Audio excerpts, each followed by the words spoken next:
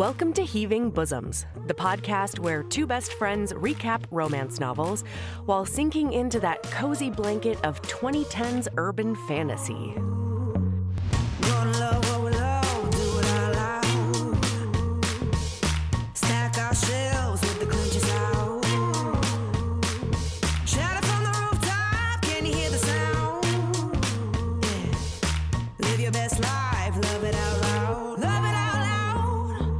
Hey HBs, do you love my sultry voice?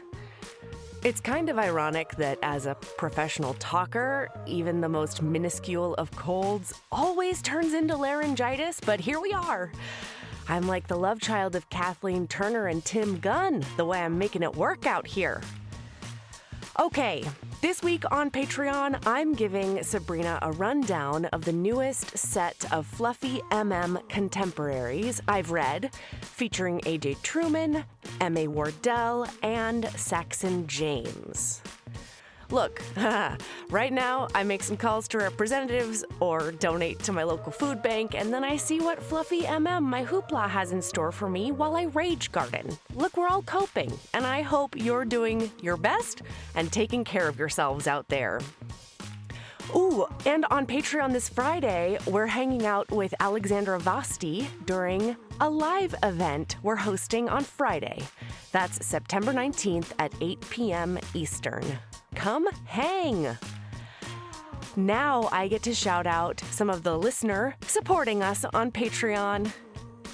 You are some beautiful, wonderific book pals.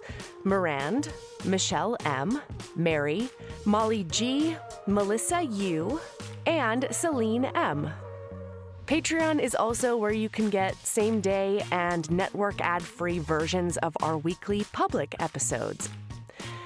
Today, Sabrina and I are wrapping ourselves in nostalgia blankets and recapping Semi-Charmed by Isabel Jordan. Here we go.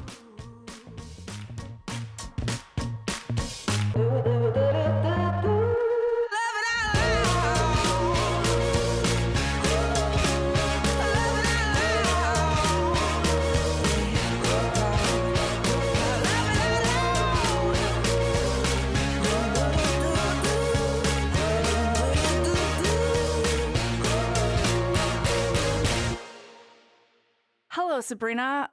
My heart almost fell out of my butt last night. Last night? And that's what I have to tell you about today. Before we even start anything else. Really? Yeah, very, very bold of you to bring up anything but related after the real hard side tangent you and I went on when we did BuzzFeed quizzes for Patreon. That's fair. Nope, that's fair.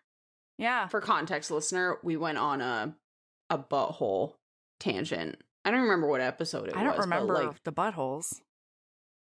Did we? Oh, yeah. We talked about turtle dicks. We talked about buttholes on scorpions. We talked about... we also put a call out to science HBs.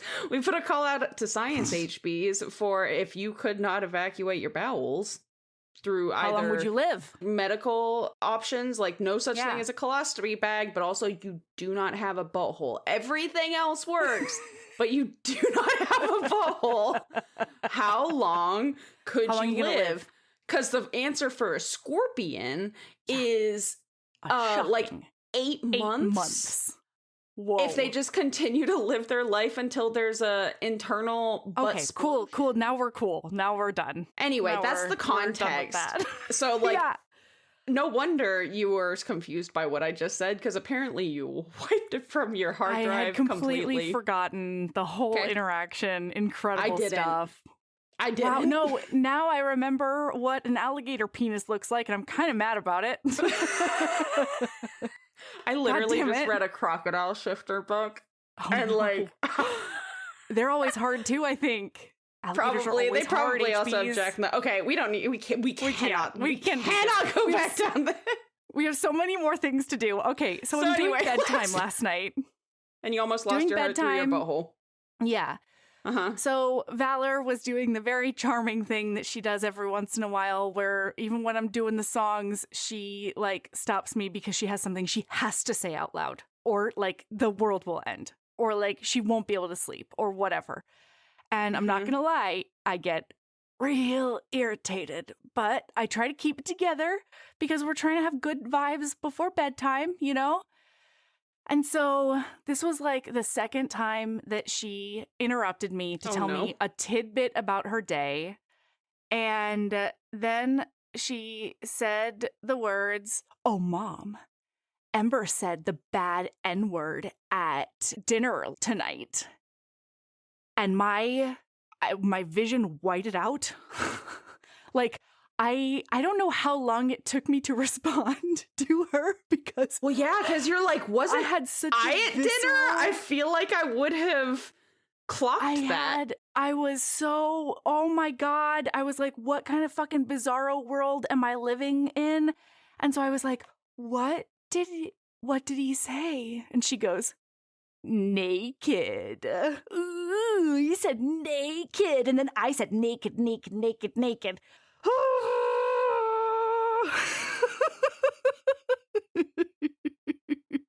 I thought you were talking goes to show the innocence of children, you know. I thought you were we going have to talk very about a different N-word. Yeah, I mean, yeah, we have very different definitions of what the bad N-word is. And I'm really glad she lives in that world. I want to keep her in that world for a while. I wish I lived in that world, you know? No. There are some words nowadays, though, where like when I read it in a book or when I hear it out loud, it literally stuns me stupid in my tracks. Like, yes, it's such a hard stop on my entire, like, full fight or flight response. I'm like, yes. I have a question. I didn't for even you. know that you could say that word out loud anymore. No, People I still know. use that word? Yeah. Like, anyway. Woof. Thank goodness it's not naked. Jesus. But she also has come to the conclusion that shut up is a curse word. And that's hilarious to me. I grew up under the impression that using the term suck was like literally the worst thing you could do. Like, it's better for you to hit babies with baseball bats than to say you suck or this sucks. Yeah. Absolutely. And then I had friends who, like, their parents were like, you can say fuck, you just can't say it at people or like in certain situations. Yeah. You know what I mean? Like, yeah. Continue. Okay, so actually this is book related. The idea of like reading words or whatever that you don't encounter in the wild anymore. Well, how did you read this book? Eyeball. Okay. So I do clock things less with eyeball because it's not somebody saying it. Because sometimes you'll mention something and I didn't clock it until I started recording with you, where you'll mention a thing and I'm like, I don't even remember that word happening. And I think it's just because I read so fast that like I clock it, but I've already moved on. But I have to slow down. It's also different when somebody says it out loud in my earballs. Continue. No, it is. It is. It hits different. Yes. So I did a weird thing with this book. It's actually my favorite way to read.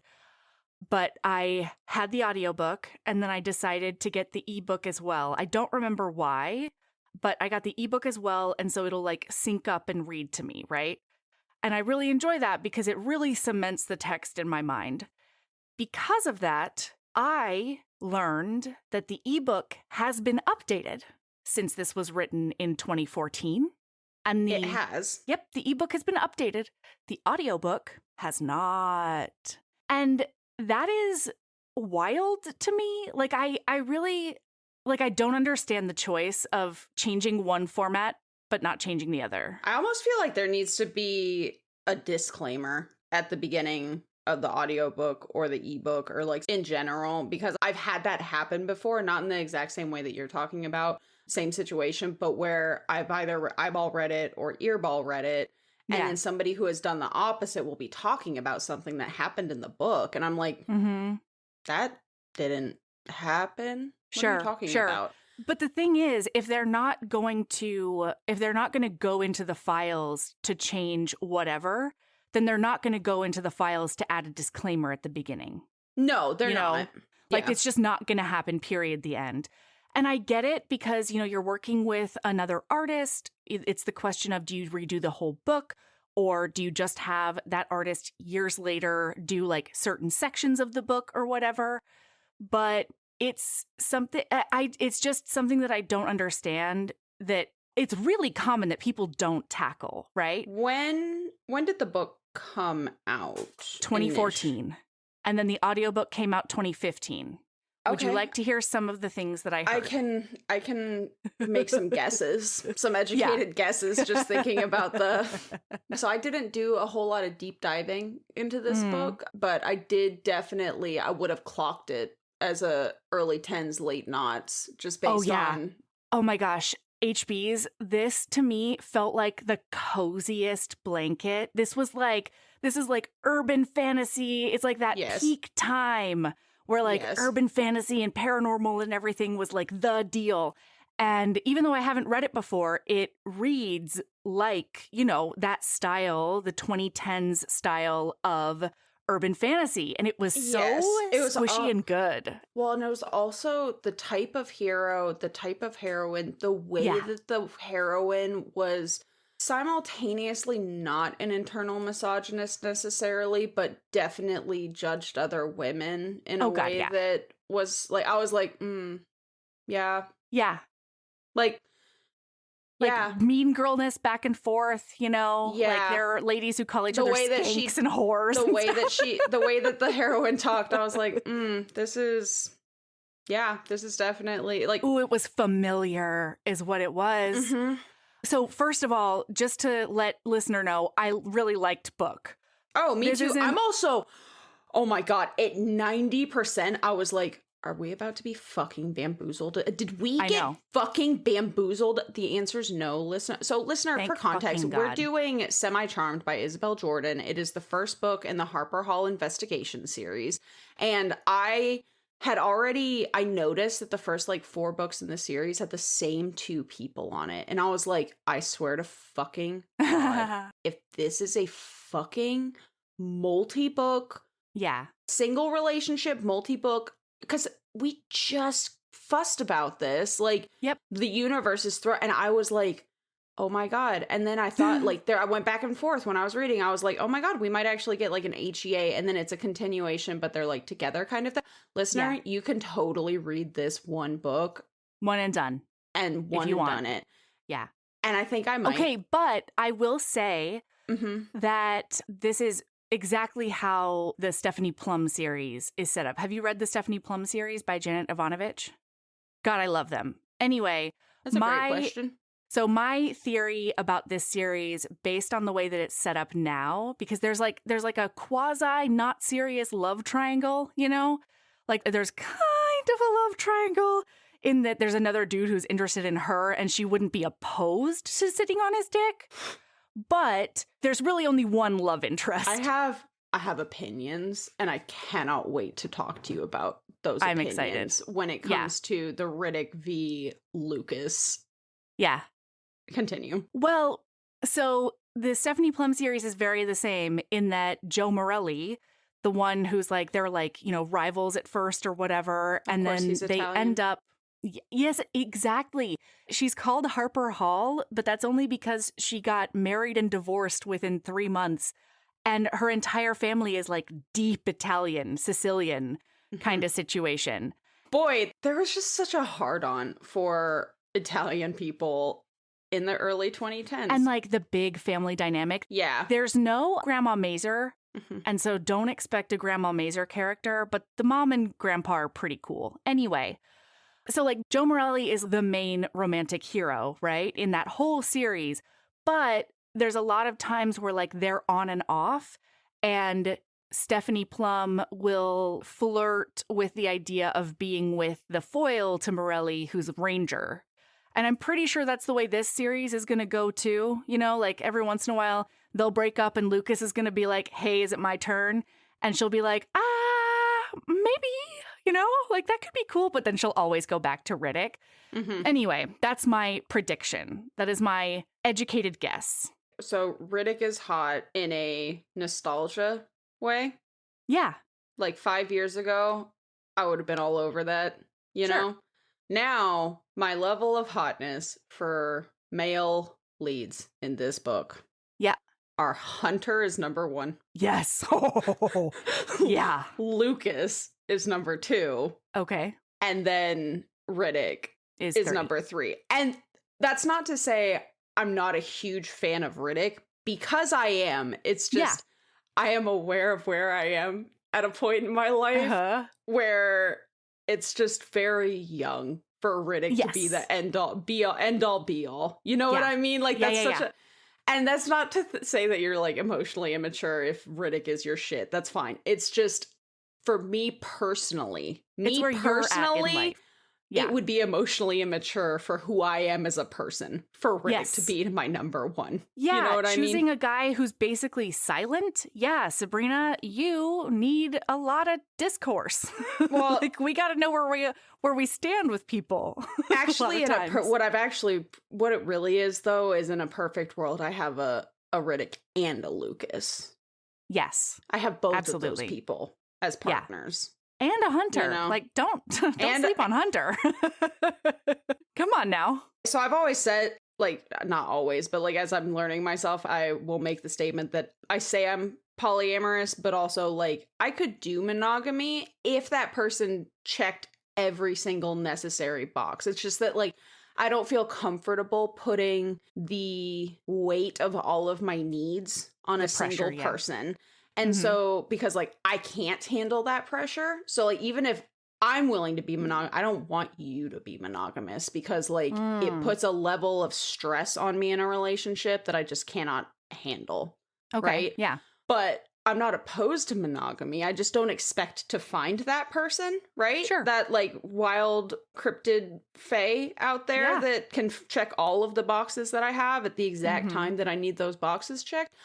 Hunter might do it. Hunter might be able to do it. Yeah. Especially because he can read minds. So, like, he would literally know. Like, I'd be like, man, I really wish I need this today. And he'd be like, I got you, babe. Because he would absolutely do that for Misha. Absolutely. I want a throuple with me. Actually, that's really what I want is I want a throuple with me, Hunter, and Misha. I love it. That's my number 1. Okay. I dig it. Yeah. I can completely see that working, honestly, if we're being real. Hey, HBs. Pippa Grant has a hilarious rom-com that's hot off the presses and ready for you. I was hooked on the premise alone. An unforgettable revenge date between a famous British single dad and a small-town girl who's ready to mic drop her way into her best future. Here's the description. I might be the only person not obsessed with Simon Lockwood, Hollywood's hottest leading man and the newest part-time resident of my little hometown.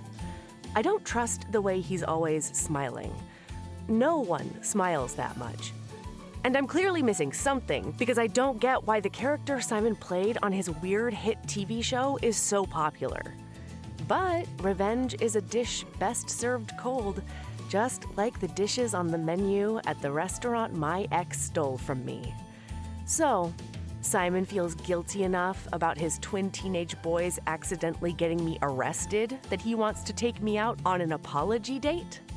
I see the perfect opportunity to get mine. One night, one date, one very loud public scene at my ex's grand opening, and then I can wash my hands of men forever. That's exactly how it has to go, because my life cannot handle one more plot twist. And readers agree, it's a must-read, okay? One of the reviewers said, Pippa really outdid herself with this one. I loved all the characters and laughed out loud so many times at their shenanigans and swooned at the beautiful romance. Another said, chaos, laughter, heart. This book is pure Pippa Grant magic, a rom-com that will make you cackle 1 minute and melt into a puddle the next. Between revenge dates, chaotic side characters, and a single dad hero who somehow manages to be both a golden retriever and a Hollywood heartthrob, this story is impossible to put down.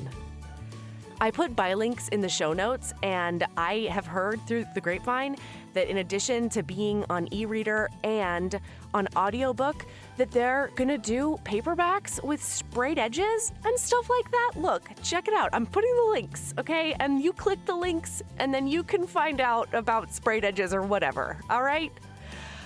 Oh, rom-coms are needed right now. Bye!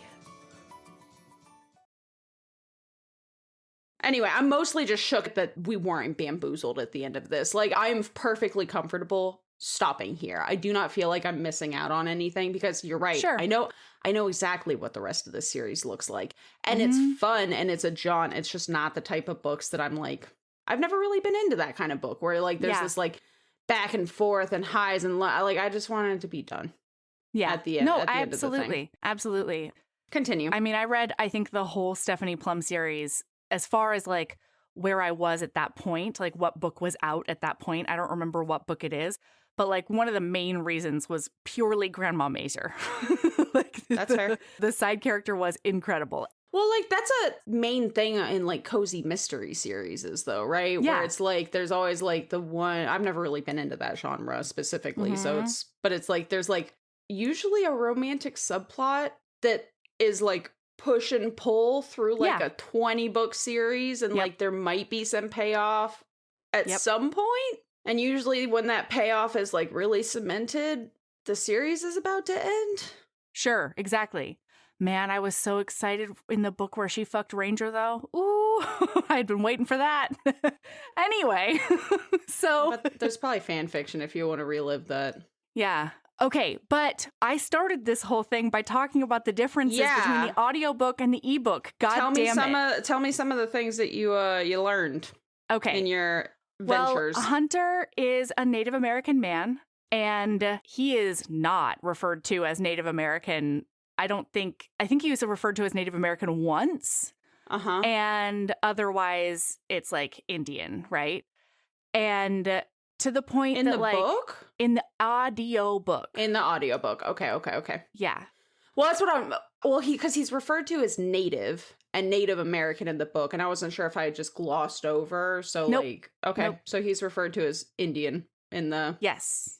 Yeah. Okay. Pretty much the whole way. And then there's a point where somebody sits crisscross applesauce style, and they call it the old term for it. And then the other thing that is like forefront of my mind is that the R word is used twice. That's so interesting to me because when I was reading the book, I got to the end, and like I said, I did not really look into the book and what year it came out, but I was like, based on the way that this book is written, based on the tropes, all of the vibe, like just the general vibe of the book, I was shocked that word or some variation where that's just what I come to expect in that book with this vibe. And so I was shocked that it wasn't in there. So I am the opposite of shocked to find out that the audiobook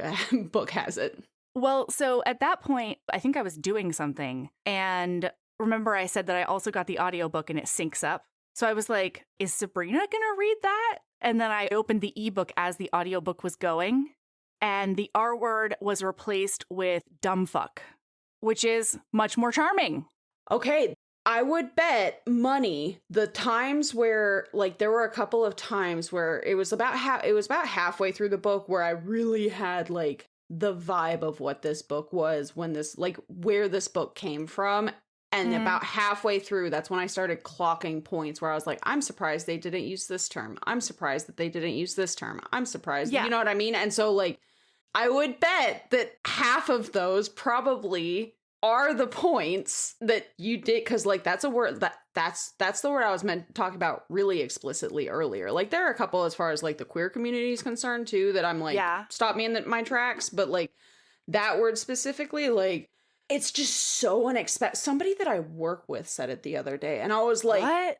In person, I was like, whoa, like Yeah. it's a visceral physical reaction to hear that term nowadays, because it's just, I think a big part of it is it's just so unexpected. Oh, you know yeah. what it is? It's like the term queer, until I like personally reclaimed it. Like that's how it was kind of with that term too. Like, Sure. or like I'm getting more used to that one nowadays, just because more people that I know are personally reclaiming it and blah, blah, blah. And there's a whole thing going on. But like, ooh, like Yeah. it feels like somebody shoved a crochet hook through my belly button and is pulling my intestines out like noodles. Yeah, I wanted to confirm that in the text, because I was wondering if they also replaced that. I couldn't remember because I don't think I was looking at the book when I heard it. But yeah, they replaced it with cross-legged when they're talking about the person sitting down. It tracks. Yeah, it tracks, absolutely. It also tracks that they would change the ebook but not the audiobook, even though I don't understand it. It tracks, you know.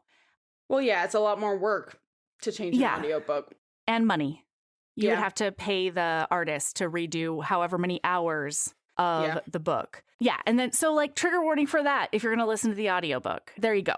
Anyway, so when I heard those words and then saw that they weren't, I was like, "Oh yeah, this is the sweaty, gross side of the cozy blanket that is 2010's urban fantasy." Mm-hmm. And you don't get that experience in the book other than like the slut shaming, and there are always like weight issues, but none of the weight issues got me at all. They didn't bother me at all. They were I don't know why. Weight was dealt with in such a strange way in this book, because like she commented on other women's bodies, but at the same time she didn't shit on herself in the way that usually happens. Because there were a couple of things in the book that I was like, the reason the vibe didn't fully set in until about halfway through is that there were so many things that felt more progressive than that time in this book. It felt more like a late 2010s. Yeah. As far as the way some of the things were handled, some of the things were discussed. Sure. I will say I'm shocked that there wasn't a gay best friend.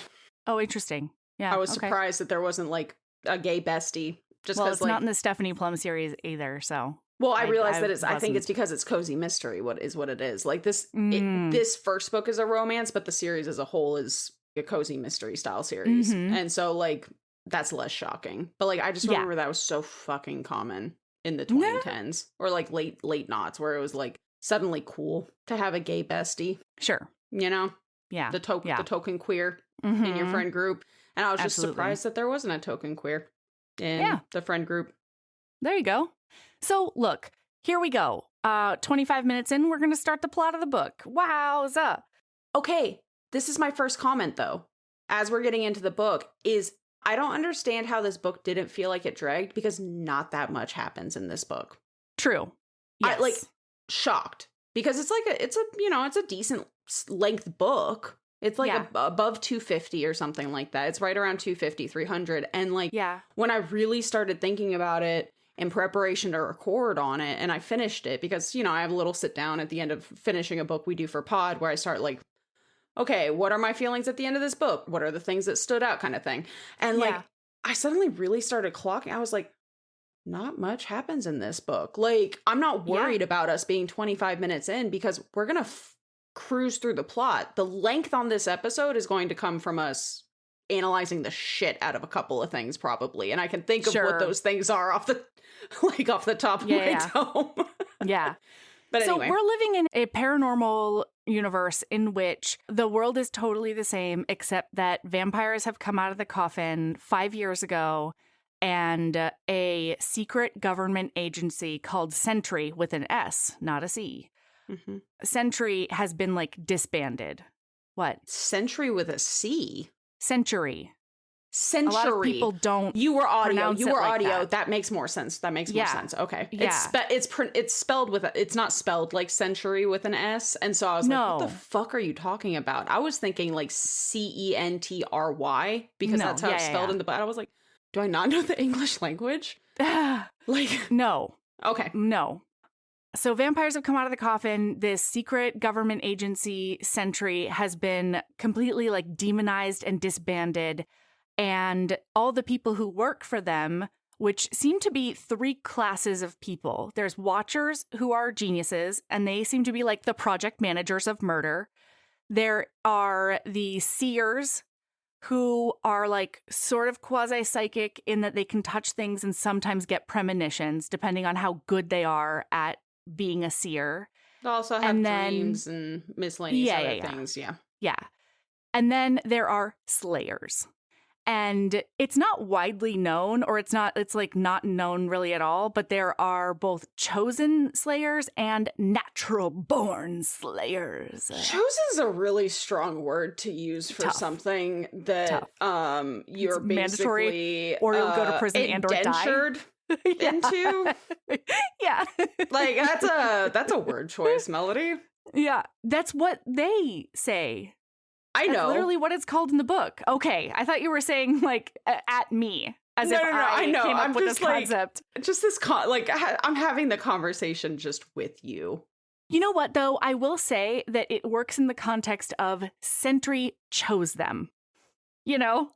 No, it does make sense. That's the way. We're not talking about their choice. They didn't really have a choice. They have none of these people have a choice, because no matter what, whether you're chosen or whether you're natural Slayers, you did come straight from prison. Because apparently, inevitably, it's either the type of person is just cold-blooded, probably psychopath, mentally ill psychopath, like some flavor of mental something that has landed you in prison, and that's why they choose you. And like, what are you gonna do? Say no? The other option is the chair. So like, but then like natural Slayers are also apparently inevitably going to end up in prison, is the vibe that I got from this book. Kind of. It sort of reminded me of the Only James series, where he's like, psychopaths are a tool for society. Yeah. Mm-hmm. And so if we take them and hone them and point them in directions we want to go, then they're like, gonna make them a weapon. Yeah. And that's sort of the vibe I got here too, except that naturals also come with, so it's like this natural need to hunt and kill. I'm so sorry. I'm so full of brain rot, because like you keep saying naturals and all I can think of is Gandalf's big naturals, and it's just, what? Sabrina, you're not gonna know. You're not an internet the way I am, but like there's a whole fucking thing about Gandalf and his big naturals, and there's pictures on the internet of like it. His big naturals? Are they his testicles? What are we talking about? Ginormous boobs. It is Gandalf with just the most insanely large honkers. I like Nothing else has changed except he has. I bet the neckline is lower. Oh, if there's not a cutout, then yes. If there's not a cutout to flaunt the cleavage. So those are two marked differences, Sabrina. Come on. I mean, it's 3 if you're really gonna start. There you go. Shredding hairs. Yeah. Fine. No, let's shred them. No, let's shred them, Sabrina. No, this is not a moment where I need you to be like my healthy ride or die. What is the term I'm looking for? Splitting hairs. Splitting hairs. Shredding. Like I really like chicken breast. Okay. Why did I go there? There's so many things you can shred. Anyway, continue. So all the main characters in this thing are either vampires or they are people who used to work for Sentry and have essentially been laid off into nothingness. No retirement package, no nothing. And so honestly, Harper Hall. This so tracks. Yeah, absolutely. 10,000%. Especially the government's like, what? That didn't even happen. Well, especially because it's an international agency that works with a bunch of different countries' governments. It's not it's not like one country could be like, hey, so now that this is out in the open, can we like talk about severance? You like, oh God, global corporate practices, you know what I mean? Or like, sure. Country. Anyway, continue. I think that global corporate practices are kind of led by American corporate practices, so to an extent they do vary, because I know people who work for the same company in different countries, and it's definitely different experiences, because sure, you know what a country will and will not accept from their corporate overlords Sure. varies. Absolutely. And some people are louder than others. What a dream. Mm-hmm. So Harper Hall was a seer, and she was like a prodigy seer. She started getting visions at 6, and she was recruited into Sentry at 6 and started like working for them full-time at 10. Yeah, like 10 or 12. Wow, It's because she's not gone through puberty. Yeah. Ugh, okay. And right now she's running a private investigation firm that she started with her old partner in Sentry. They always team up. My God. Seers and slayers.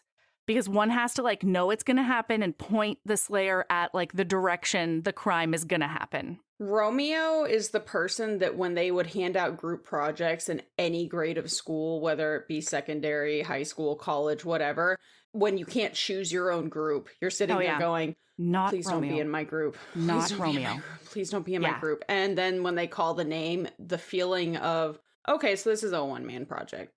Yep. And on that note, he has recently fucked off to Vegas and left her with all of his debt, like all the business debt, as well as like a building that's about to be foreclosed upon. Like she's in really, really terrible financial straits. So confused, but we don't have the time. Continue. No, we can't logistics that. Nope. Yeah, I know. Absolutely not. Okay, so one of her like cop friends that she knows from times shows up and he's like, I've got a case for you. Where's Romeo at? We need to like get on the same page. And she's like, oh, Romeo doesn't work here anymore. Like, I don't really know, but I'm free, totally free. And he's like, you know, the chief is a sexist asshole and he's not going to give you the job if it's only you and your vagina on it. Like, Jesus. And then she says the most like fucking real thing, which is, so he'll give a shit about Romeo, who only was able to be a PI because he's an ex-fucking cop. Yeah. And then me, who has gone through the thousands and thousands and thousands of hours it takes to get a PI license otherwise, am just chopped liver. And he's like, yeah, basically, I'm so sorry. And the other component of that is that they want to have a slayer on board because the police agencies won't really hire slayers to be on staff, but they will contract them apparently. I had to so many be at the end police of this. feelings reading this book. Yeah. Like, yeah, tough. Yeah. So she's like, okay, what the fuck do I do? And he says, well, do you know oh, no, I'm so sorry. We're not here yet. It's very important that we're not here yet. We're not here yet. Because she's working a waitress job because that's the only other thing she's qualified for since she stopped school at 10. I thought you were just giving the I was, like and then I went into it. I was just giving the backstory. I would have stopped you before you got too far because like now you've given backstory that we can just cruise through some stuff because we don't need to give it anymore. So we open up with Harper. She is working at a strip club and she is this literally less than a page in, and we're hearing about the difference between her bees and the way that her body is and why she will never be a stripper. Why she's not on the pole. No shade on pole workers, but also like I couldn't like they won't accept me up there. Yeah, like I have like whatever. But like boy, we knew exactly before. I don't know that I could tell you what her color her hair is, what color her eyes are, but I know for a fact that she has B cups. Yep. All the time. And small enough B cups that she doesn't have to wear a bra. Yeah. Bananas. Yeah. So she's going around doing her job and she comes to a table where this guy is just like Hammer Town. Okay. And he's huge. He's huge and he's so drunk. And she's like so about tiny. To cut him off. Oh, and she's so teeny tiny. She's such a teensy. She's so tiny. Little slip of a gal. She's in 6-inch heels and she is still too tiny to reach over that shoulder. Exactly. But don't get her wrong. She's 10 pounds more than all these strippers here. And then later on, somebody else calls her like sensual or voluptuous or something. 10 pounds? I don't know that I don't even clock the difference between 10 pounds in my own body. You know what I mean? Like, Yeah. that's such a minuscule, that's a period. Yes, absolutely. Bananas. Yeah. Continue. Stephanie Plum was the same. She was always 10 pounds overweight. Well, and this I'm was like, the oh, fir- so you're thin. Okay. This was the first time that's what it is like, unless you are extremely slight, 10 pounds is not going to make a difference. No, you're not going to notice But anyway, it. Actually, like, I have a friend who we talked about this because I gain weight everywhere, you know? It just like is an equal opportunity situation. Most of the time it's like, you know, bottom half if anything, right? And she, on the other hand, would only gain weight on the top half of her body.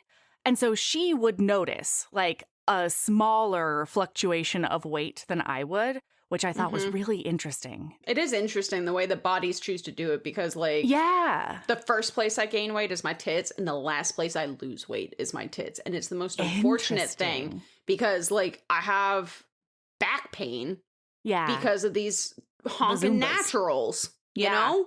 Yeah. Me and Sabrina's Gandalf, naturals. bro. Like, me and Tough Gandalf. road to hoe. Because like, Row to hoe. what? It's a tough row to hoe. What? I just love you. It's real compacted clay soil. Okay? I love you. It's not juicy loams. I don't know why I wasn't expecting that so intently.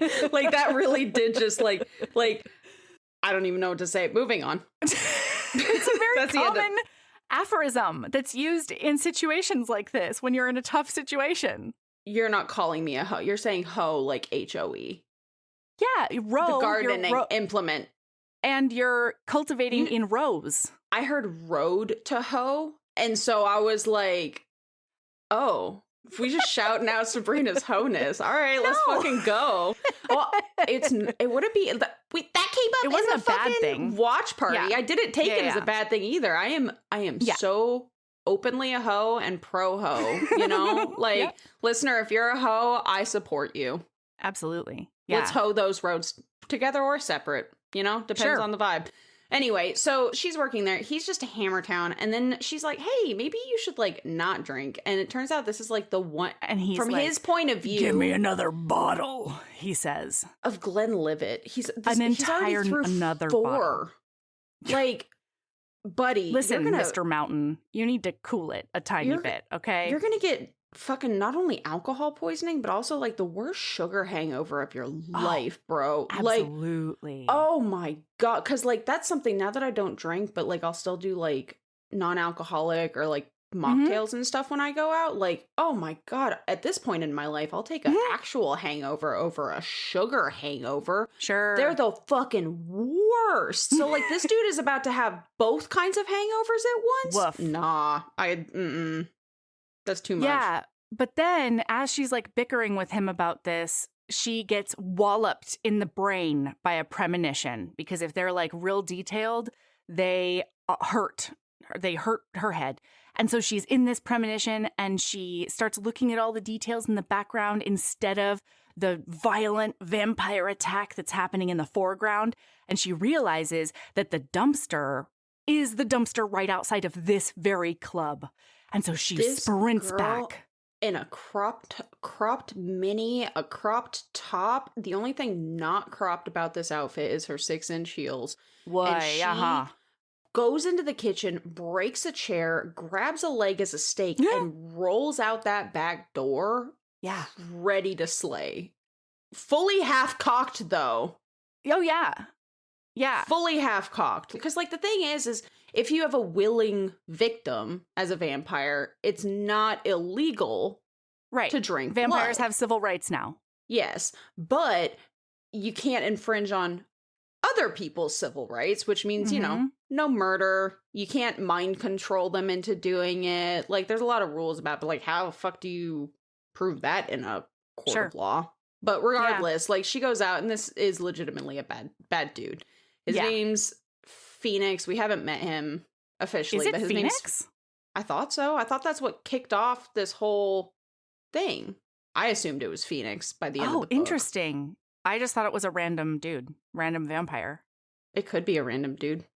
Okay. Doesn't matter. like, it's a bad vampire. We meet a How'd she couple end of up them. with, like, how? Because, like, otherwise, like, how did Phoenix end up with such a hard-on for her for murdering Because her? he Because Riddick. knows that, yeah, he knows that they're the ones that fucked up and so stole many the kid things back. literally just clicked. Okay.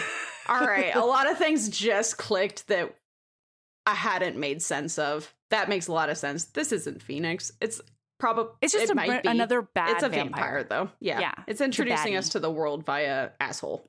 Yeah. And so and it also introduces us to her personality because boy, is she sassy, especially in the worst situations. In peril. I love it. I love it. She's calling him names. She is going after him. Her internal monologue is so funny too, because like every time she says one of those things in every situation, she's like, she definitely is somebody who it's a one-way slip and slide from brain to mouth. Yeah.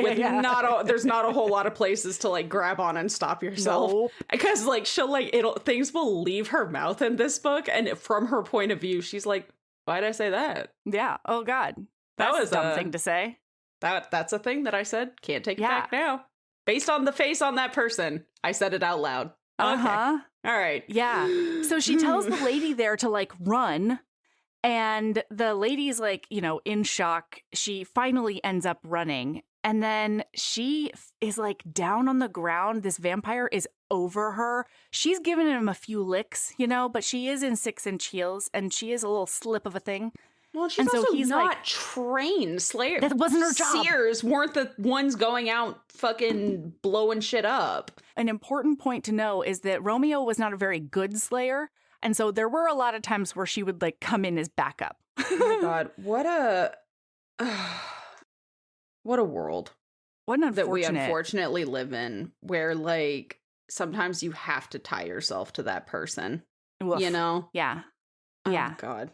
But then the vampire gets like pulled off of her. And all of a sudden, it's that drunk bro who was inside asking for another bottle of whiskey. And he is, it switches to his perspective as she's like sitting on the ground in the alley after being like thrown over. And she calls the vampire like a pussy ass bitch or something. And he's like, you know what? Golly, I can't help but really like a gal who handles situations like this. Yeah. She was a lot of fun. I liked Harper. Yeah. Harper and Stephanie Plum, man, they can't be in the same universe. It's too much chaos, but I love them. Yeah, it was like, it's one of those things where once I clocked what this was, I enjoyed it because I could just kind of be in that moment. You know what I mean? Because like, oh man, I just have no more patience for body shaming villains. I don't have any more patience because like that's such a thing from our childhoods a lot, but like in general, like growing up, like that this person's the villain because they're the only fat person. Yeah. This like person they're ugly, or like whatever. that this is our badass main character because they're not super skinny or like they're not like other girls and things like that, which is like very of the time. But like, boy, it was this was a romp. So he ends up coming out kicking ass. Yeah. Like, and then telling the vampire to run away before he kills him, like changes his mind and kills him. Mm-hmm. And then she's like, "Wait, who are you?" Like, thanks, but like, who are you? And I don't think he tells her at first, right? I don't think so either. But then she figures out he's Noah Riddick. He's like a legendary slayer from the olden times of Sentry.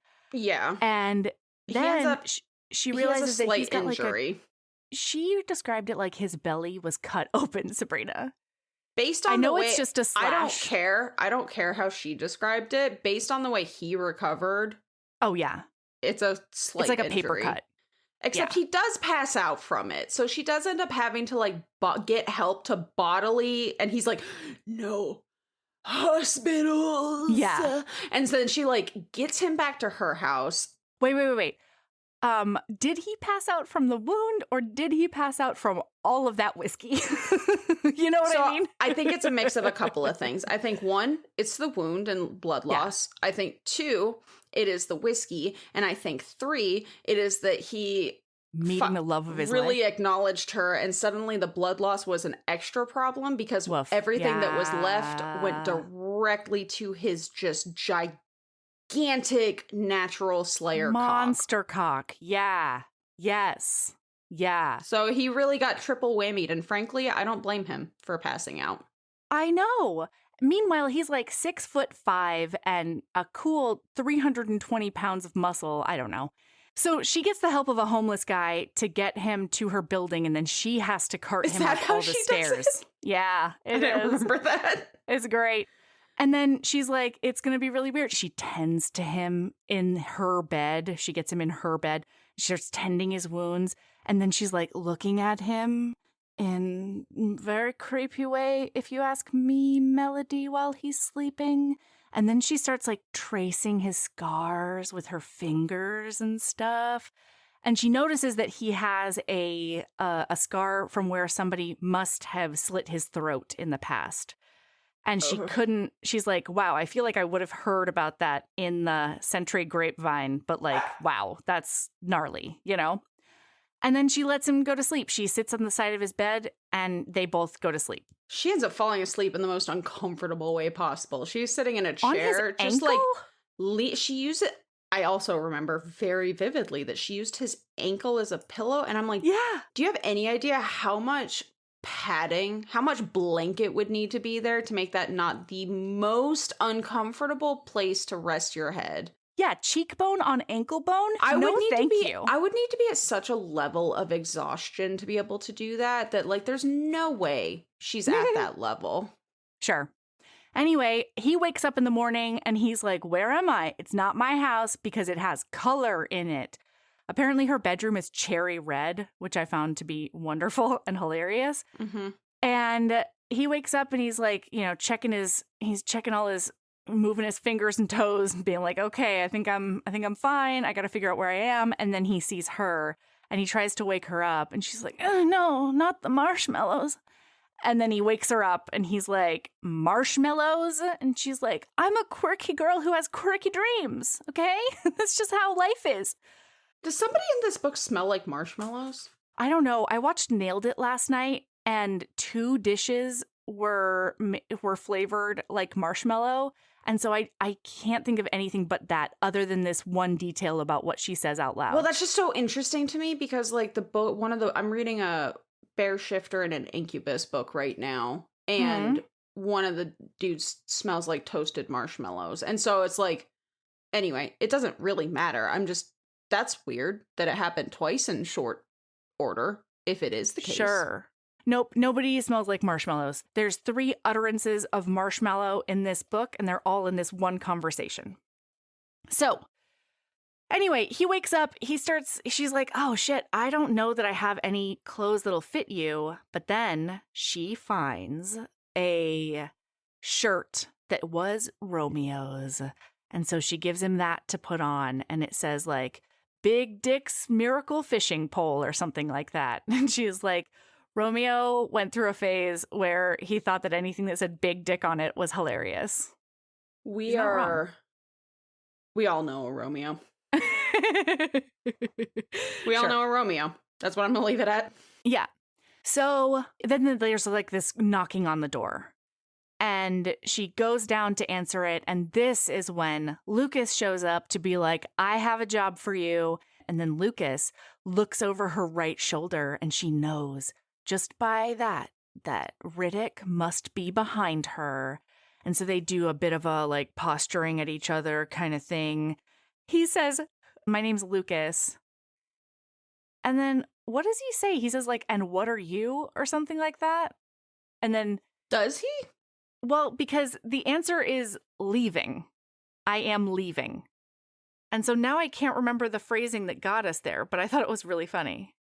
I don't know. My first quote is from chapter 7 when she slaps Lucas in the forehead because he's standing too close. Man, I love that. I love that. Oh, this is what it is. I'm Lucas Cooper. And then he says, and you are? And Riddick goes, leaving, and bounces. No more words are uttered between them. This is when he's like, can you... There's a reason he's got so much breath in his body to do a fighty fight, and it's because he's not using that breath to talk. Never. Not if he can Just possibly help it. Stone cold silent man. Yeah. Absolutely. But he's silent inside too, listener, okay? He's starting to have an inner monologue that involves other people in a way that he's never experienced before. Oh my because God. of his very tough life. And that's, I mean, like, I'll give it to him on that one. Anyway, so this is when Lucas is like, well, can you find another Slayer to, like, fill in? And she's like, actually, I might know a guy. And so she starts noodling. She's going to go get Riddick. Yeah. So this is when we meet her bestie, Misha, who was a watcher for Sentry. And she goes to Misha and she's like, hey, I need you to dig up as much as you can on Noah Riddick because I need to find him. Yeah, I need all of his known aliases. Thank you so much. And immediately Misha's like, oh, you don't fuck with that dude. That dude Don't is do like, it. No. off Don't his invite that rocker. evil into your house, into your And it's mind, like- into your life. Damn, Misha. Okay. Yeah, Misha is wild to me in a few ways. Mm-hmm. Mm-hmm. One of them is the cognitive dissonance that she lives in between vampires and slayers. And especially Yes. like natural born slayers. Well, I or think whatever. I think the most interesting thing to me about her is the character growth she goes through on page because she Yeah. has not considered any other option in the 5 years since Sentry has disbanded. Like, I Mhm. can understand when you're in the middle of being a cog in that machine, not Mhm. recognizing things, but hindsight is 2020, my girl, and like, what? No, I mean, I think it's willful Oh, I head in agree. the sand, you know, because like she can't, her conscience is starting to get to her. And so she's just like doubling down on the Sentry rhetoric. Mhm. But anyway, she's like, he's dangerous. But she's like, fine, I'm your best friend. Sure, I'll do the thing you asked me to do. And gives her the known aliases. How Meanwhile, old is Harper? almost 30, her mom says. Almost 30? Okay. Mm-hmm. Yeah. Because Harper keeps on being like, I don't know. My intuition is telling me that he's not one of the baddies, you know? Like, I didn't get that vibe off of him. I was never fearful in his presence. None of that. And so she's kind of like, I don't really care what anybody else says. I'm going to go talk to him and see if he can help me out because I am at the most desperate financial point I've ever been in my life. Don't forget that. Oh, boy. Yeah. So then I think we go into his perspective and he is like, is he pacing around being, no, that's later. I mean, he may as well be. This man immediately launched into obsession. Like, Yeah. he has already launched into obsession with Harper. Yeah. And she shows up at his Yeah. house and knocks on the door. And he can't stop thinking about her. And then, one of the, sorry. knock. Yeah, wait, one of the quotes that I pulled, he's talking about his nature. And so he knows that he's capable of hurting anyone at any time. And that's why he's chosen to isolate himself now that Sentry is disbanded. And then it says, he never before regretted his isolation. Now he found himself despising it because of her, Harper Hall. Everything Man. about her screamed life. Reminded him that he really didn't have one. She was the embodiment of living, breathing energy. And a selfish part of him he thought he'd killed off long ago wanted to situate himself right between her thighs. That's not what it says. Right in the middle of all that life and absorb it. And then bang, Between bang, her bang, bang, thighs. bang. Yeah, Yeah. that- Yeah. He's like, I need you to crush my head like a watermelon with your thighs. Please. Thank you. Mhm. Yeah. It's Your great. thick thighs. Perfect level of hot thickness, you know? Sensual body mass. Oh, man. Yeah. And so before he even opens the door, from the other side, she says, "Don't you dare pull a knife on me, Noah Riddick." And then he opens the door and like her hands are on her hips. I think she's like tapping her foot. She's very impatient for him to come and get the door. Mhm. And it's, I don't know, their banter is immediately kind of wonderful because she's just like giving him shit and putting him in his place. And he's kind of loving it, but still trying to be like stoic and manly because about it. Nobody ever stands up to him. Yeah. Yeah. So, like, And of course he's into it. He's like, yeah, hell yeah, let's go. I've never experienced this before. It's like a new favorite new flavor of ice cream. I didn't even think about putting these kinds of mixings in, but like, damn, if I can exist without it now. Yeah, and pretty much the whole book is us seeing such squishy beautifulness in his inner monologue, and then him just saying like facts or mean things or grunts out loud. Until like that. the end. Until the end. And then, boy, she bursts the bubble on that one, and all of his feelings come spewing that out. That scene. Really let's good. Let's fucking go. Really good. So she's like, I need you to work with me. Romeo's out of the picture because he's a hot mess. And there's a kid on the line. And some vampires stole the kid and yada, yada, yada. And he's like, no, I won't. And she's like, yeah, you will. Like, this is going to happen. I saved your life. You're going to save this kid's life. And if fine. And he's like, no, I'm not. And she's like, okay, fine. I'll do it on my own then. And he's like, no. Then she says, what would happen to you if I go to the police about how you assaulted that vampire last night? I bet they would think that's really interesting. And he goes, are you blackmailing me, sunshine? Mm-hmm. And then she thinks about it for a minute. And she's like, no, like I thought I could and I was going to, but I don't even have the heart to do it. Like, you were protecting me. I can't. I'll just go. I'll leave you alone. And then he grabs her arm as she walks by and he says, I'll help. And then in his inner monologue, he's like, why did I say that out loud? Why would I? And she's like, you'll help? And his brain wants him to say no. And then he goes, yeah. And then now they're working together. And they say something like not partners, because I think he says like this is a one-time thing. And so she's like, okay, not partners. And he's like, yeah, not partners. And they shake hands. And that's only important because it comes back at the end of the book again. Anyway. So they end up getting with Lucas. They're looking around in this kid's room, trying to get a premonition coming on. And tell him, Sabrina. Oh, no, you're so excited about the scene. Am I forgetting something like exciting? No, it's your first highlight. You said it was your first highlight from chapter 7. Oh, it is. Yes, it is. Sorry. Yeah. Got it. Yeah, so she's like walking around. I don't know what's wrong with me today. Anyway. We're definitely not ever on the same escalator. We're not. We have not been on the same escalator all day. You're so right. Anyway, so she is like in the room trying to get her vibes on and whatever, and Lucas like is like hovering like a fucking he keeps on being like, are we there yet? Do you see anything? Over her shoulder. Is it happening?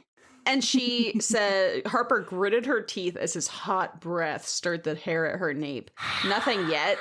Then she spun around and smacked him with an open palm to the center of his forehead. He jerked back. What the fuck was that for? If I can do that, you're standing too close to me. Back off! Right. And I was like, man, I wish I had the gumption. I wish that was I wish I had the gumption to be somebody who did things like that.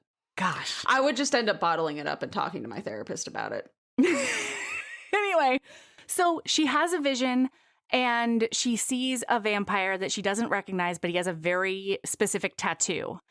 And that means that Riddick knows who it is. It's a vampire called Phoenix. He's the one who took the kids, and he is a sadistic, serial-killing baddie of a vampire. Well, and they know it, too. They're aware that he's a bad guy, but they've never been able to get him on anything ever. And so it's like, oh, shit. We might actually be able to get him this time. And Riddick has tried to kill him once before, and he almost died doing it. Well, there's also very clearly, like, I don't know why they have such hate boners for each other, but, like, Phoenix explicitly, like, at the end of the book, it becomes very clear that the reason he targeted Harper is not because she fucked him over. That didn't help anything. But it's specifically because she's important to Riddick, which is falls into the whole I can't be with you because I am gonna hurt you, and it's like, oh yeah, 2014, here we are, baby. Let's fucking go. When the number one issue but in your relationship is that one of you is too dangerous. And like, it's not you, it's me because I have enemies. It's like issues. Okay. Yeah. Mm-hmm. Yeah, this is definitely that flavor, you know? Good stuff. So anyway, they end up going to this bar where Phoenix is known to frequent, and he's like, and a little weasel of a man goes there who probably knows stuff about Phoenix because people think he's so not a threat that they'll just say anything around him. I and his name is Benny. Benny Scarpelli He reminds me is so delightful to me. Yeah. He reminds me of the Benny in Mummy, in the Mummy movies. He reminds me of that Benny, the guide. Listener knows what I'm talking about. Yep. So anyway, he goes in there and he just starts tossing Benny around the room. And Benny's like, whoa, Riddick, why are you doing that to me? And he's like, well, you're coming with me right now. Oh, also Benny is a halfer, which makes him kind of an outcast to both of his species, which is a vampire and were-rat. Yeah, he's a rat shifter, which it. That's on the nose. Loved it. But entertaining. So he ends up like, basically, when he walked in, he was like, hey, open up the passenger door. I'll be right back. And then he walks out with Benny and like, he's like, well, better run because he's now burning in the sunlight. And Benny's like, oh, wow, man. He's smoking. Yes. Runs and jumps into the car. And then like he sees Harper and he's like, I thought I told you to stay in the car. And she's like, look at this dog who is just tied up on this thing. What is happening here? This is messed up. And in the background, you hear Benny holler, oh, make sure to bring that. That's my lunch. And Harper does not like that. Wrong thing to say. She walks back into the car and like boots him in his ass. And she's like, what the fuck kind of asshole monster takes an innocent dog and just chompity chomp chomp chomp? Like, what's wrong with it? And he's like, oh my God, call off your girl. What the hell? And Riddick's like, I don't think that's like, I think that might piss her off, Betty. Yeah, but then her ire I sure as hell don't want to me. get on her bad side. She's looking pretty scary right now. And then Harper like glares at him, and in his head, this is another highlight because he said in his head he thinks he told her he didn't want to be her friend, and that was true. But that didn't mean he could like her just a little. I don't care about drawing attention anymore, she informed him, climbing into the Mustang. Do whatever you want to this miserable little freak. Oh, what the hell? Riddick asked himself. What could it hurt to like her a lot? Oh! Apparently everything. As we find out. Catastrophic, you know? Yeah. Yeah. Anyway, they go back to Benny's house, and it is a shithole. It is very gross. And they're trying to interrogate Benny, and he's not having it. And his whole thing is like, you could kill me, sure, but Phoenix is way worse than you because he enjoys torturing people. I'm not going to betray the sadist, you know? And then Riddick pulls him up by his collar, takes him out on the balcony, and he goes, well, then the crazy eyes flip has been switched. Or switched. Yeah. Switch has been flipped, yep. He's like, I guess I have to show you what a sadist I can be. Takes him out and just holds him in the sun. And then finally, Benny's like, please, I'll tell you. And he's gone. He's zoned in on hurting this man until she grabs his arm and she says, he can't help us if he's dead. And then finally, like, the light starts coming back to Riddick's eyes and he starts like getting like grounded back in the here and now. And he's just like, tell me what he says afterwards. And he leaves the apartment. Oh, it's great. And yeah, so they find out that Phoenix is like the head of a whatever, and he hangs out in a warehouse, I think is what they find out. Basically. Yeah. So it's time to go get this thing, right? Like she ends leaving Benny. She takes the dog. The dog goes to Misha. Misha ends up falling in love with this dog and naming it Kane. That's a whole side plot that we can't really dig into about Misha and Hunter, but like. And as per the agreement, they are supposed to find out the information and tell the police. And then Riddick will go in with the vampire crimes unit, like SWAT team, and take care of whatever vampires are there. But when Riddick tells them all of the info, Lucas is like, okay, great. I'm going to start getting the team together. Be there in 2 hours. And Riddick's like, the fuck? 2 hours, please. No, we need to go get this kid now. And so I can take on an army by myself with one hand tied behind my back. I don't need no vampire crimes unit bullshit. Yeah. And so they get there because Harper, he's like, you're not coming with me. And she's like, oh, I'm definitely coming with you. Yeah. And it turns out I'm right here. Well, it turns out that it's a good thing she comes with him because he's fucking terrifying. And what small child in this traumatic situation is going to be like, yeah, let me go with the 6'5" nightmare man in all black who looks like he could kill with his eyes. Especially when all of the guys we see who have been feeding on and hanging out around the kid are 6'5" bad looking dudes. Yeah. Like, yeah, exactly. Jesus, what makes you better than those fucks? So he like crawls through some kind of air vent situation to get in. Like, what kind of air vent situation is going to fit this man? I know, this guy, I thought the same thing. I was like, it's got to be like industrial, right? Or something. I guess. But then from there, he drops down a 20-foot drop and lands silently like a cat. Why is just that like so a hot? cat.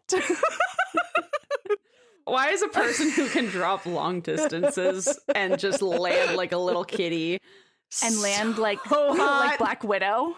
Yeah, like they land like, I can picture it where they land with like a half crouch, one hand down, and the other like bracing them on the ground, and like one leg out too, and the other one crouched. All right, Riddick, let's fucking go. Yeah. So he ends up going to the kid, and the kid obviously is like, no, I'm for sure not going with you. So Harper shows up. She's crawled through a window because she's like, I can't make that drop. That's just not gonna work. She found a smart way to get in. Well, maybe he can't fit through the window because he's ginormous. No, he definitely can't. You know? The air vent was certainly bigger than a whole ass window. It's also like, I don't know if you've ever heard things in an air vent before, Melody. It's not fucking quiet. Like, every time I see it in movies, it just makes me laugh, or like people talk about it in books. I'm like, it's so loud up there. It's so loud. Anything that you do is just so loud. It's fine. It's fine. Whatever. So she ends up getting the kid, but then on their like, they're about to get out, and she like shoves the kid out the window, and then the vamps wake up. Oh boy, there's 3 of them. Oh no. Boy, they're coming, and he does acknowledge and he's like, get out to the car. And she's like, yeah, I got to get that kid to the car. Well, because 3 vamps on his own, not that bad. 3 vamps on his own when he's worried about what's going to happen to Harper, rough. Because that's why women shouldn't be in the army or whatever, because all the guys will be worried about them. Shut your fucking mouth. Oh, man. That's a bold time to be worried about them instead of the times that they're, actually in danger, like back at the barracks. Anyway, so they do a fighty fight, right? And like one of them is a young vampire, so that makes it a lot easier. But he starts getting his ass handed to him. And he's like, he's going to get it together, but like it doesn't look like it right now. And then phew, pew, right by his ear, there comes an arrow that shoots the vampire right between the eyes. And he looks back, and there's Harper standing at the base of that window with her fucking crossbow like Lara Croft. And she has saved the day. So there. And my favorite is his inner monologue during this time, too, because he's like, I'm going to fucking kill her. Like, that's the only option. I have to fucking kill her. Because otherwise she won't stay out of trouble. The only way she will stay out of trouble is if she's dead. Yeah. Yeah. And like, he'll just have to kill her, he decided. It was the only way he'd ever again have a moment's peace. And you know what? He's not wrong. So they end up wait. One thing we forgot to say that I found to be very important, this is the danger of me having highlights, is that right before this, she was like, be careful. And she was like sending him off to war, basically. And he, meanwhile, it says, it took a moment for her words to sink in. Something more powerful than blood surged through his veins as he realized she was worried about him. She would feel something if he died. No one in the world deserved her concern less, but he didn't care. With Harper, it seemed he'd take what he could get. I cannot believe that with my whole chest, Love it. I said 50 minutes ago. I know. I don't know what you're talking about. You said that, and I was like, I'll just be quiet over here. I'll let her think her delusional thoughts. Well, it could have been a thing if you didn't have quotes and you did not enjoy the book as much as you enjoyed the book, clearly.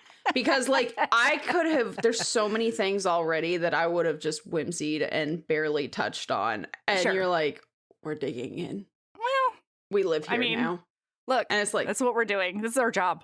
I just, with my whole chest, I was... Nothing really happened, so we'll be able to just blow through this thing. Well, in my head, it's true. The main big plot points are very few of them, but everything that gets you from plot point to plot point were Real important, real charming. Yeah. Yeah. Right at All the right. heartstrings or the funny bone, you know? With my whole chest. 3 years almost. 3 years I've been here, and boy. Yeah. So they get the kid, they get out of there, and the next chapter, they're both sitting outside of the hospital because she made him drive there so she could like catch a glimpse of Lucas, because they had to hide when the police showed up. It's illegal for them to go in there and do anything without the VCU.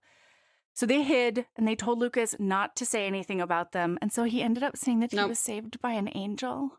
David. Which is the best. Lucas What? is the love triangle. Oh, balls. What's the kid's name? David, I think. Okay, great. The kid's name is David. Excellent. Something like that. Dylan. It's Dylan. Dylan. Thank you. So she's like tending to Riddick's wounds, and like they're very close in the car as a result, as they like talk about the old times when they could have like ridden in the ambulance with him, and Sentry would have like, you know, made sure nobody knew who they were and kept them anonymous and everything. Mm-hmm. Because she had to basically just like let him go. And he's like, yeah, I miss those times too. And they're like really close. And she's thinking that he's going to close the distance and smooch her right on her lip parts.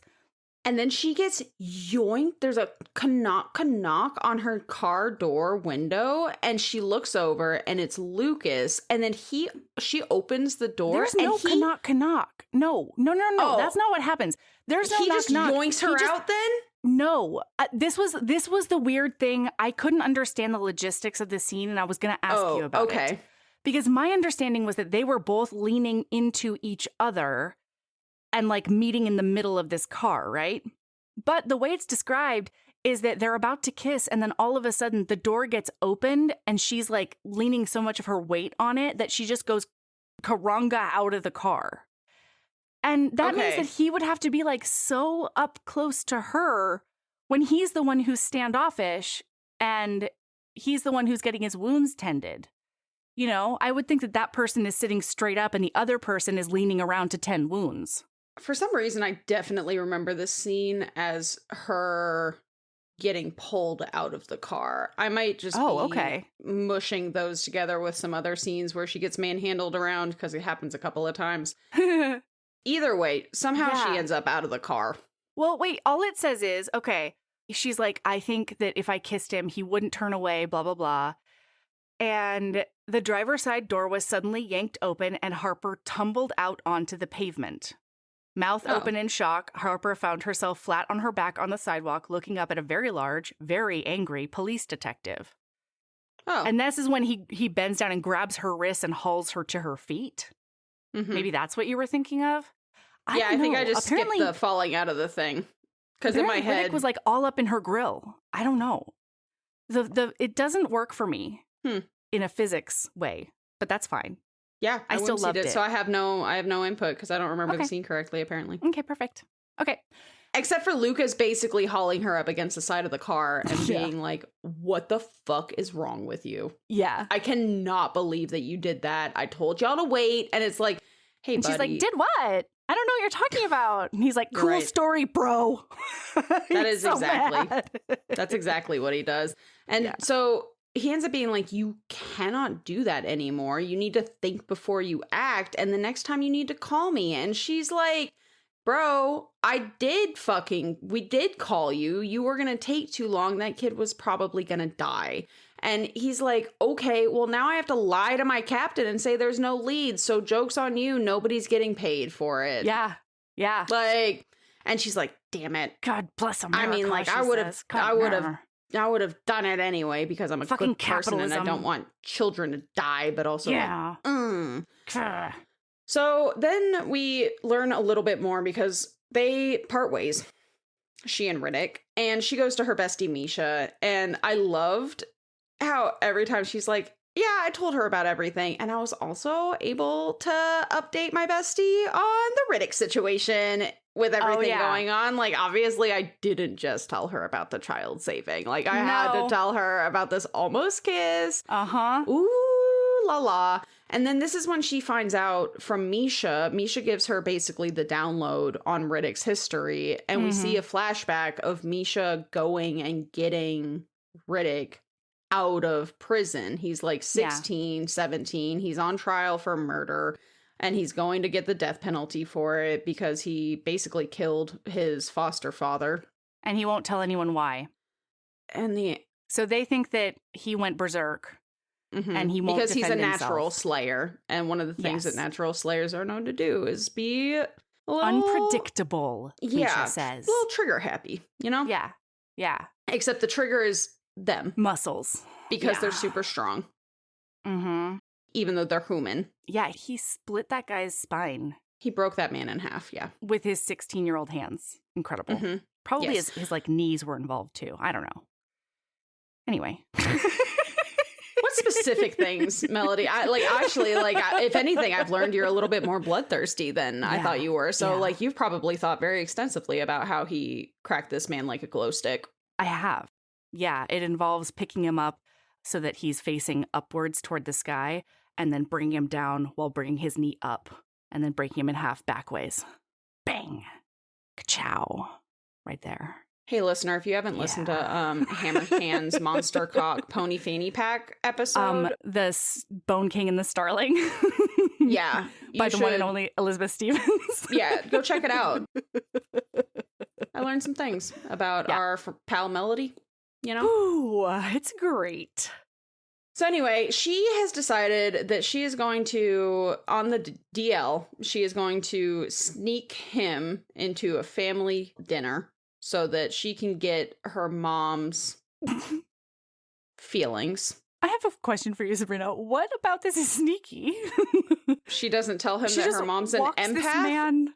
Oh, Yeah. Okay. I thought you meant like she like smuggled him into the dinner and somehow he just put him falls behind out a potted palm or something. He falls out of the air vent mid dinner, you know? Yeah, and his like 6'5" it's mountain form can't be seen. Her actual her actual interest in this meeting is the sneaky part. Like, she doesn't tell him that she's gonna get her mom to like check on him, but also she doesn't tell her mom that she needs her to look into him, but that's a statement in and of itself, because usually she's like, Mom, I do not want to know what you get off of the men that I date. But she explicitly, she wants to make sure that he's not gonna, myrtlate her. Yeah, you know? Everybody's telling her that all of her instincts are wrong, so she wants to put him in front of her empath lie detector mom, who also ended up working for Sentry as an interrogationist. Interrogator. It's not an interrogationist. I like that word, too though. Fancy. Okay. That is we too keep fancy. it simple. Simple at interrogator. Anyway. So, we meet the whole family. Everybody gives her shit about her, like, tragic romantic history in very fun ways. Oh, boy. Her grandfather is like, all right, go introduce her to your mom. She's going to be devastated. Pop turned back to her. Yes. He's not your boyfriend? Oh, wait, where is it? Okay. Pop turned back to her. He's not your boyfriend? No, Harper and Riddick answered in unison. Pop shook his head. That's a shame. Your mama's going to be real sad, Bella. Why? She asked. pretty grandbabies. He gestured between them with his wooden spoon, dribbling sauce all over the floor. You two would make her many pretty grandbabies. You wait and see if she doesn't say it. And then, of course, because they're both, like, awkward potatoes, they're like, he doesn't show any of his awkward because he's a stone. He's a stone man. Yeah. And then she starts blushing, and they're both like, we're just not going to acknowledge this. And then, unsurprisingly, pretty grandbabies does come up during dinner. Well, and the next part is Riddick saying, Pop was right, Riddick thought. Harper's mother looked at him as if she was silently calculating his sperm count. Yeah. It had me giggling. Yeah. So she asks him, like, are you dating my daughter, et cetera, et cetera. And then by the end of the dinner, her mom doesn't say anything to her, which is exactly the answer Harper wanted. Because she knows that if there was any kind of bad intention or ill feeling or anything like that, that her mom would immediately come to her and be like, the fuck, dude. Oh my God. And then they go get a drink afterwards. And Harper, in this moment, it couldn't be me because she is bolder than I've ever been in my life with somebody that I'm interested in beyond a one-night stand, because they are sitting in this bar having a drink. And then she looks this man dead in his stone cold face and says, Are you at all attracted to me? She says in one word. Yep. In the text, it's one word, which makes me so happy. And he's just like staring at her, frozen. And then she just starts like mouth vomiting words. This is one of those moments where she can't stop herself. And so she's like, I'm kind of attracted to you. I'm like, oh God, why did I say that? And I thought maybe I noticed a little zing, as if something between us. Oh, Lord, kill me now. He looks horrified. And I wondered, why the hell can't I stop talking? If you felt it too, or if I was just imagining things. And then Riddick's like, you're not imagining anything. Yeah. So sexy. Oh. He's so hot. Like, I know that I said earlier that, like, he's third on the list, but also, like, that's still high level of hot. It's just that everybody's real hot. Super hot. You know? So he's like, but we can't do anything because... Yeah, she's like, don't you want to talk about it? And he's like, fuck no. In what world, Harper, do you think that he wants to fucking talk about his feelings? No, absolutely not. Everything you know about this man, Harper, you have learned from somebody else. Absolutely. And like, no, he's a man of action and no words, okay? So right as Harper is being like, what do you mean you don't want to talk about it? Misha comes up and interrupts them. And she's like, hey guys, it's me. I'm here now. You're not doing anything weird and romantic, right? And Harper's like, what? No, never. I'm totally taking your advice and staying really far away from this guy. It's fine. She's like, define romantic. Yeah. And they're like, what are you doing here? And Misha says that she got a call from a contact that Phoenix is now after Harper in particular, because he knows that she's the one who like put the things in motion to get the boy stolen or whatever. Yeah. And so Riddick is like, ugh, that's not great. And she's like, well, like, how bad is it? And he's like, do you want me to sugarcoat it or do you want like it straight? And she's like, dealer's choice. And he's like, you're super fucked. He's going to come after you to get to me. And she's like, okay. Yeah, tell him. Next time I want that sugar-coated, I think. And he's like, that was the sugar-coated version. Which is another one of my favorite micro-tropes. Which is when they're like, it's your choice. And then they tell you what they chose to tell you. And you're like, I would have liked the sweet one next time or the less scary one. And they're like, oh, that was hey doll, the less that was the heinous nice one. Yeah.